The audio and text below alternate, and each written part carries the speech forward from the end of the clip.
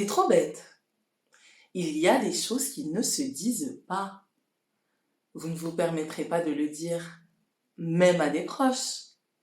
Alors pourquoi vous le faites envers vous-même? Hmm? L'arrêt sur image s'impose. Pour ceux qui nous écoutent, vous ratez quelque chose. Pour ceux qui nous regardent, comme vous pouvez le voir, une seule de ces boucles d'oreilles a été mise, afin de préserver l'acuité visuelle de tous. Découvrez Bogolov, une marque de bijoux et accessoires faits main avec amour et passion par des artisans africains. Bogolov vous propose des créations uniques et authentiques, inspirées par la richesse culturelle et la beauté naturelle du continent. Bogolov, c'est plus qu'une marque, c'est une invitation au voyage et à la solidarité. Alors merci Bogolov. Maintenant, l'épisode peut commencer. Bienvenue sur le podcast de Manifeste Édition. Pause, le podcast.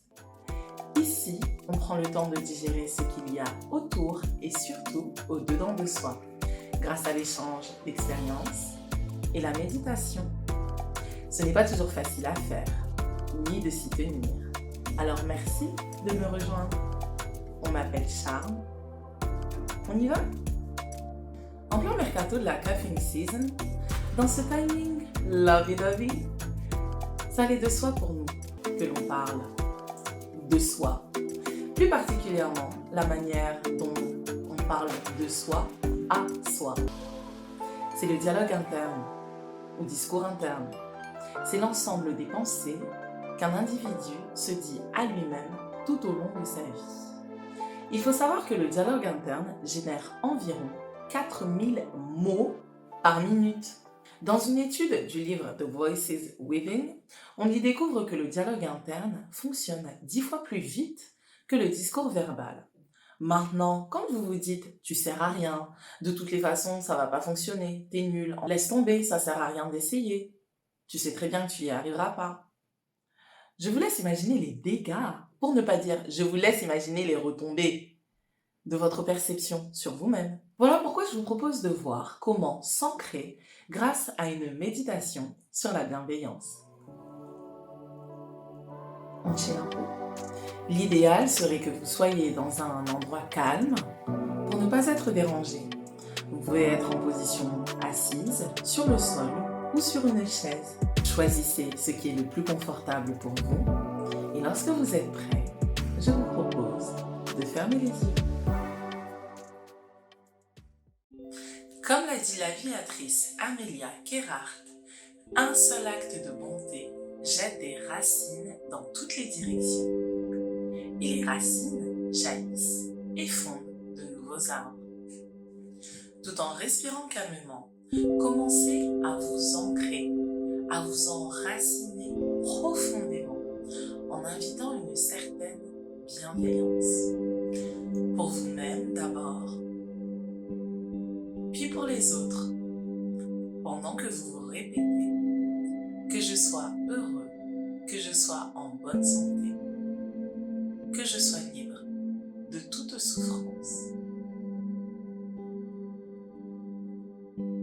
Maintenant, toujours dans la bienveillance, propagez ce sentiment en pensant à un ami proche ou un être cher et répétez que tu sois heureux, que tu sois en bonne santé, que tu sois libre de toute souffrance.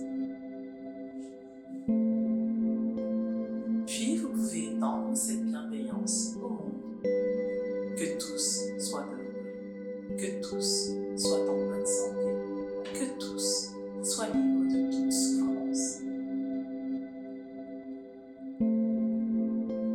Accordez-vous un instant pour vous, posez.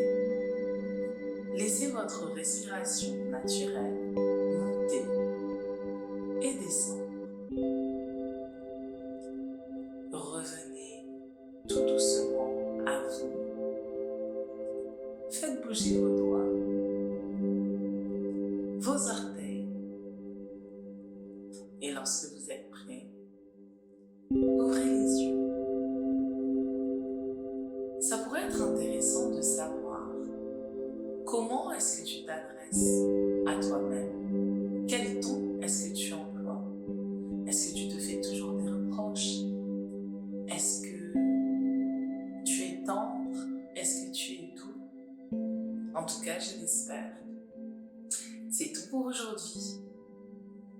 C'était Charme pour Pause le podcast.